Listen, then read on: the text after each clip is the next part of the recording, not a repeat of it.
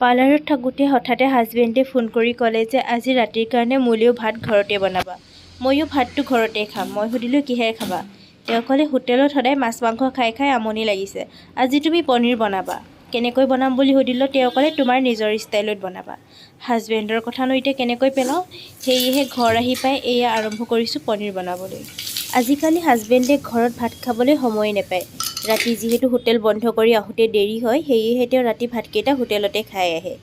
আৰু যিদিনা তেখেতে ফোন কৰি কয়, আজি মই ঘৰতে ভাত খাম, তোমাৰ হাতে বহুত দিন খোৱা নাই, বনাই থ'বাচোন। সেইদিনা ময়ো অলপ তেখেতে ভাল পোৱাৰ ধৰণে বনাবলৈ চেষ্টা কৰোঁ। যিহেতু ঘৰত বেছিভাগ খোৱা নহয়েই, গতিকে যিদিনা খায় সেইদিনা মই অলপ তেখেতৰ পচন্দমতে বনাবলৈ চাওঁ। মই অৱশ্যে খানা বনোৱাত ইমান ভাল নহয়, তেখেতে কিন্তু বৰ ধুনীয়া বনায়। যিসকলে আমাৰ সন্দিকৈ পৰ্কত খাব গৈছে তেওঁলোকে গম পাব, মোৰ হাজবেণ্ডে বহুত ধুনীয়া খানা বনায়।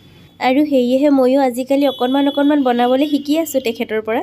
কিন্তু ইমানো পাৰফেক্ট হোৱাগৈ নাই, হ'লেও যেনেকৈ পাৰোঁ সেনেকৈ বনাবলৈ চেষ্টা কৰোঁ। আৰু এয়া চাওকচোন, মোৰ পনীৰখিনি প্ৰায় ৰেডি হৈয়ে গ'ল। এতিয়া মই ইয়াতে দি দিছোঁ অকণমান আমুল ক্ৰীম।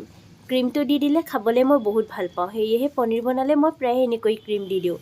আৰু এতিয়া ভাবিছোঁ আপোনালোকক থালিখন ৰেডি কৰি দেখুৱাই দিওঁ। এইফালে বনাইছিলোঁ জিৰা ৰাইচ। আচলতে জিৰা ৰাইচটো মই নিজে বনাইছিলোঁ, হাজবেণ্ডে কোৱা নাছিলে। মই ভাবিলোঁ জিৰা ৰাইচ বনালে তেওঁ খাই ভাল পাব, সেইকাৰণে জিৰা ৰাইচ বনালোঁ। এইফালে বনালোঁ ডাল আৰু বেঙেনা ফ্ৰাই কৰিলোঁ বেচন দি। আৰু এয়াই আছিল আজিৰ আমাৰ থালিখন। আজিলৈ ইমানেই, আকৌ এটা নতুন ভিডিঅ'ত পুনৰ লগ পাম।